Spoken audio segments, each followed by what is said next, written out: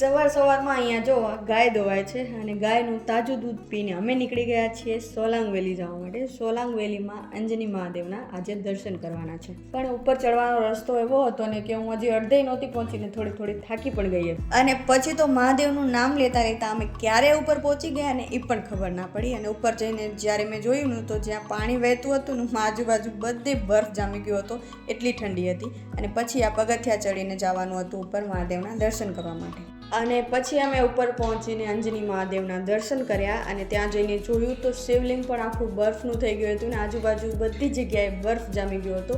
કેમ કે આ શિવલિંગ ઉપર પ્રાકૃતિક રીતે ઉપર જે ઝરણાનું પાણી આવે છે ડાયરેક્ટ શિવલિંગ ઉપર જ એનો અભિષેક થતો હોય છે. પણ અત્યારે ઠંડી વધારે હોવાના કારણે આ બધું જ પાણી જામી ગયું હતું અને બરફ બની ગયો હતો.